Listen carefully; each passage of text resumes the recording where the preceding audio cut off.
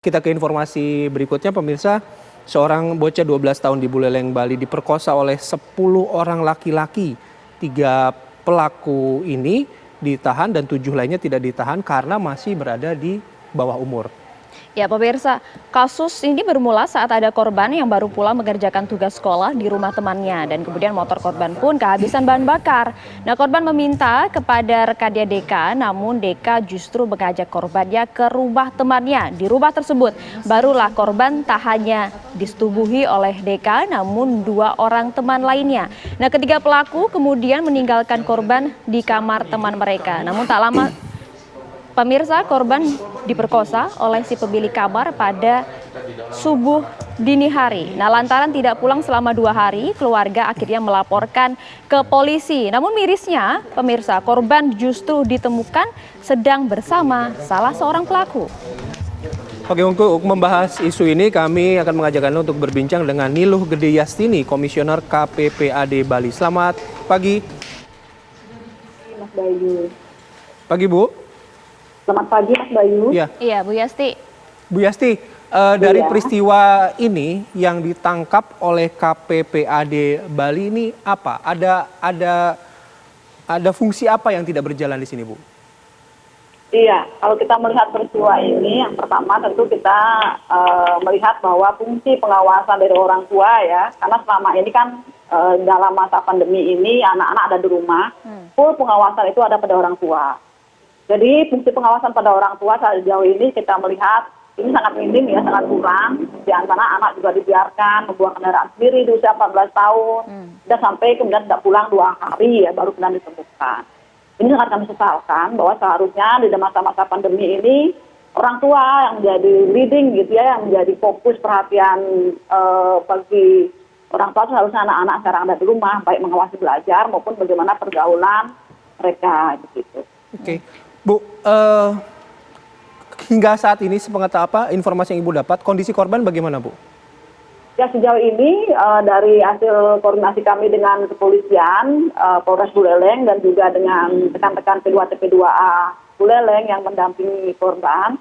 Sebelumnya korban memang susah sekali untuk berbicara karena trauma yang dialami oleh korban sangat berat. Tapi saat ini setelah konseling dilakukan, baik terhadap korban maupun keluarganya, korban sudah mulai bisa terbuka, menyampaikan apa yang dialami. Seperti itu. Dan keluarganya pun sudah bisa mulai mensupport dan mendukung korban baik dalam proses hukumnya dan juga dalam pendidikan yang masih harus dijalani oleh korban. Seperti itu, Mas Bayu. Bu Yasti, kemudian kan 3 pelaku lainnya ini kan masih di bawah umur. Iya. Pernyataan dari pelaku saat ini seperti apa, Ibu? Kondisinya? Kalau pelaku saat ini memang tidak ditahan karena pertimbangan anak mereka masih belajar ya.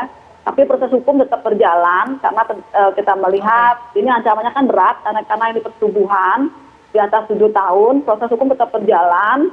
Tapi kita memang kalau bisa bagaimanapun juga karena anak-anak gitu, tentu harus ada perlakuan khusus bagi mereka, hak-hak mereka juga tetap harus diberikan karena ini masih pendidikan, mereka tetap mengikuti pelajaran seperti biasa. Tapi nanti ketika prosesnya akan berjalan, tentu kita akan mengikuti ya apakah anak-anak juga akan ditahan itu nanti. Tapi untuk saat ini memang dari kepolisian belum menahan anak-anak yang menjadi pelaku.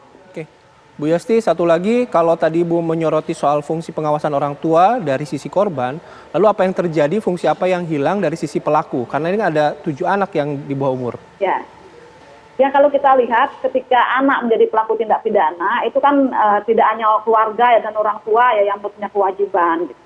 Tapi juga masyarakat juga harusnya punya kewajiban untuk ikut juga mengawasi apa yang dilakukan oleh anak di sekitar mereka. Nah, ada di samping itu juga kesadaran juga harus dibangun gitu ya. Jadi kalau kita melihat ketika anak menjadi pelaku tindak pidana atau itu ada 3 hal yang memang harus segera kritisi. Yang pertama pengasuhan dari orang tuanya, yang kedua peran serta masyarakat sekitarnya, yang ketiga tentu intervensi dari pemerintah. Apa itu yang misalnya bagaimana program-program penyadaran harus terus dilakukan. Karena kita menyadari juga kondisi saat ini kan susah ya. Maksudnya kondisi ekonomi, orang tua sibuk, tapi kesadaran ini harus tetap dibangun juga oleh pemerintah. Bagaimana supaya fungsi-fungsi pengasuhan yang baik itu harus diedukasi gitu pada keluarga-keluarga yang ada. Baik. Terima kasih Bu Yasti atas waktunya sudah bergabung bersama kami. Selamat beraktivitas kembali, semoga sehat selalu, Bu.